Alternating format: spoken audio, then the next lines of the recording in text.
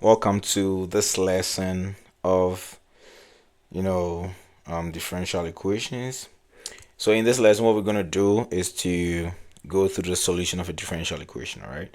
So I have some write-ups here that I want us to go through.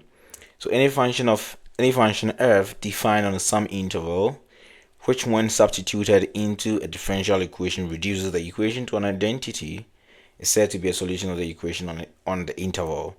All right. So the very key thing here is that what we say is a solution to differential equation, when we put that function back into the differential equation, we should get an identity.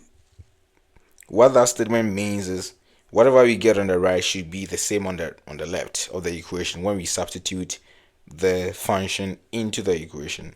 And the other key component is also interval issue. Okay, so it's telling us that there should be an interval your solution is defined on.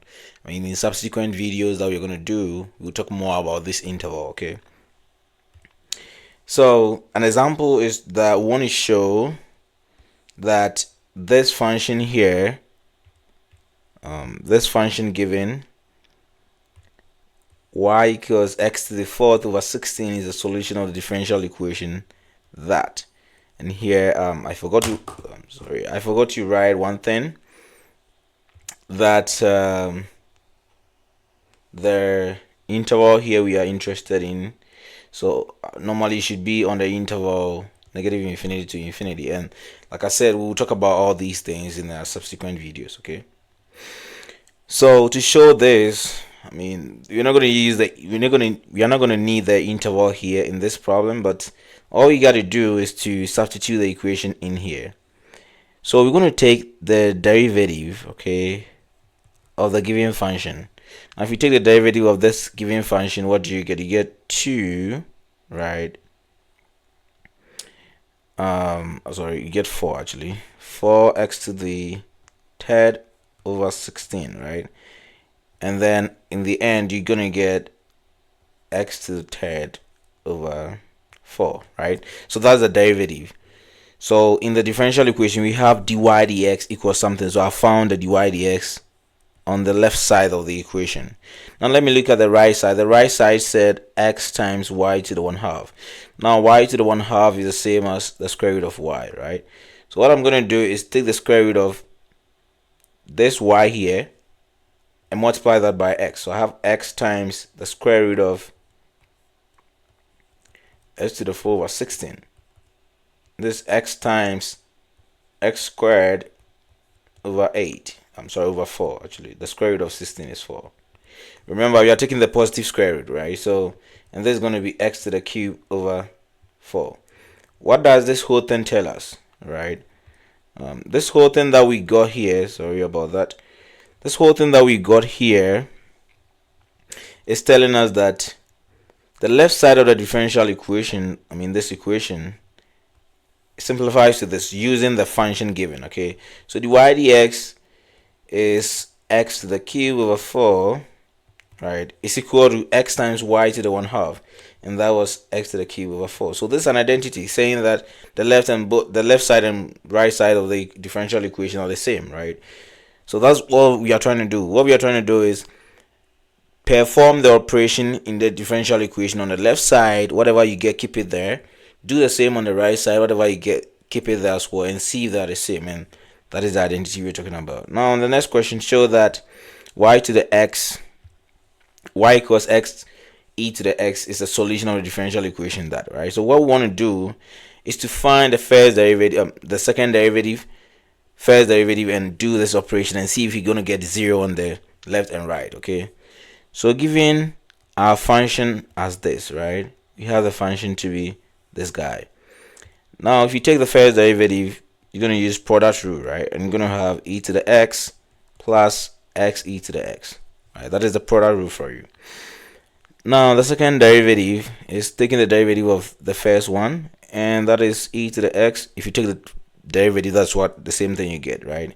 Take the derivative of the next term, that is using the product rule again. You're going to have e to the x plus x e to the x, which in effect you have 2e to the x plus x e to the x. Okay, so what you're going to do is to come here on the left side and put these expressions we've gotten, you go for y prime and then y prime prime in there and see what happens. So y prime prime is 2e to the x plus x e to the x, okay?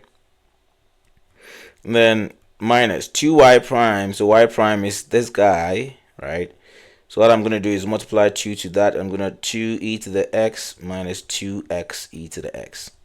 And then plus y. Y is giving us x e to the x. So let's try to simplify this. If you look at this very carefully, you have x e to the x. We have 2e to the x here. We have negative 2. Sorry. We have negative 2e to the x. So they cancel, right? And we're going to get 0 there. Now we have one of the x e to the x, another one here. So when you sum them, you have 2x e to the x. You have minus 2x e to the x on this side as well. And then they cancel, right? So everything on the left side will now simplify to 0. So what do you have in the differential equation? It means the differential equation, after performing these operations, simplifies to, on the left side you have 0. And then already we had 0 on the right side. So it satisfies the differential equation. And this means that the function given, which is this function, this one, right, is a solution to this differential equation. All that we did was, in the differential equation, perform each operation or whatever you see in the differential equation by using this function. What I mean by perform is y prime prime means take the second derivative of the function. Y prime means take the first derivative. Y is the function given. So do all these things, put them back, and see if you can get the same thing on the left and the right of the differential equation, and that is it. Okay, now let's go back and discuss these things. Now I'm trying to say that we have this problem saying that the first order ODEs possess no solution. Why? These ones possess no solution, and the question is why. Okay, now with the first one, if you look at it very carefully, let's try to keep dy dx squared on the right side and subtract 1 from both sides, and we'll get dy dx squared is equal to negative 1. What does this tell us? It tells us that, what does the square of something tell us? The square of anything, right, is greater than or equal to 0. So in the case where we have the square of something equal to negative 1, it's not possible, right? So this is not possible, since this guy, right? So the reason is dy dx all squared should be greater than or equal to 0, and that is the reason. It has no solution. Now on the other hand, what about this thing? So this one, if you look at it very carefully, we're going to use the same idea from the first part, but this time I'm going to subtract y squared and 4 from both sides, and I'm going to have negative y squared plus 4, or in other words, send y squared and negative and 4 to the other side, and you have these things, right? What this is telling us is that, like we did, y prime squared, right, is something squared, so it should be greater than or equal to 0. Now it can happen that this may simplify to a negative number or not, right? But we have to just check. But then y squared plus 4, y squared is always positive, right? So this is greater than or equal to 4, because if y is 0, then you have 4. And so it means negative 4 will always be less than 0. So this means that what? It means negative y squared plus 4 is always less than or equal to 0. So is this possible? Then this is also not possible, because, and these simplifications I have there are the reason, because y prime squared, this guy is supposed to be y prime squared, is greater than or equal to 0. But then it can be written as negative of y squared plus 4, which is always less than 0. But it's not possible. We are saying something is greater than or equal to 0. That same thing is equal to another thing that is always less than or equal to 0. It's not possible, right? And it cannot be 0 because this guy is always greater than or equal to 4, right? I mean, that's why the equalities part does not come in. Now on the other hand, we have this one we are saying that it possesses only one real solution, and want to know the real solution. What it means is we are saying this guy, right, is equal to negative 10 y to the 4th power. Now we use the same idea that we used up there, y prime prime squared, since the squared is greater than or equal to 0, and then y to the 4th is also greater than or equal to 0, right? And so then negative 10y to the fourth is always less than or equal to 0. Now, on the other hand, what can we say? In this case, equality holds, because we can say that, oh, y prime prime squared, we are saying is greater than or equal to 0, so it can be equal to 0, which is also perfect, because if you square something, it's either greater or equal to 0, right? 0 squared is 0, and then any number squared is positive, right? And this guy can also be less than, oh, I'm sorry, can also be equal to 0, because the negative, if y to the fourth is 0, then negative 10 times 0 is still 0, right? So that's why we have the less than or equal to sign. So it means if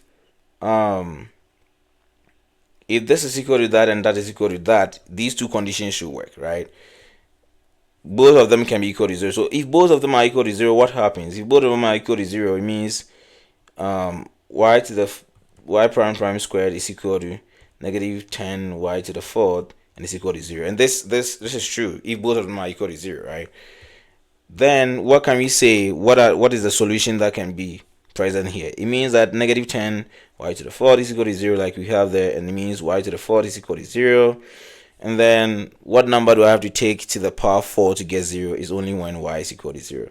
So the only solution for this particular problem is y equal to 0. That's the only real solution that exists, okay? So that is how you realize, or you find out whether differential equation has a real solution or not, okay? And then in the above one that we did, what we did was showing that a given solution is indeed a solution for a differential equation. See you in my next lesson, okay?